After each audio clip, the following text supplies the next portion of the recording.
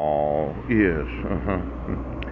Yeah, just looking at this, there was the devil, yes, that deceived them was cast into the lake of fire, and then there was the beasts, yes, the dogs that are without heaven, yes, and then there was the false prophets, yes.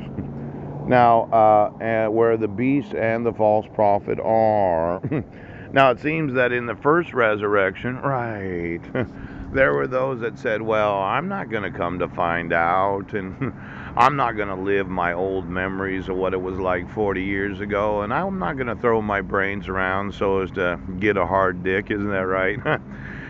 And then there was myself that thought, well, let's say I did get 1,000 years instead of just 50 or 70 years. I think it's more like 70 years. And I actually did get to have sex with a certain somebody, but I get to have sex with them for 1,000 years.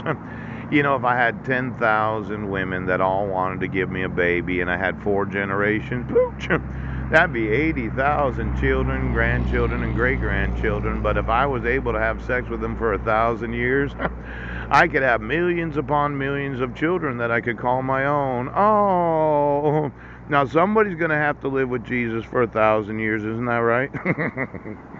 Voluptuous every month for 1,000 years. Oh my gosh, something must happen to the physical body.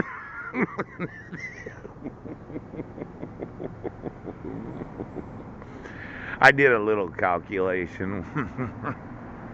Let's say there's that first volunteer that I've been wanting to speak to about coming to work. Yep. And it worked out that everything went topsy-turvy, and the next thing I know, my head's off of me, and all these other women say, well, I'm not going to come to find out.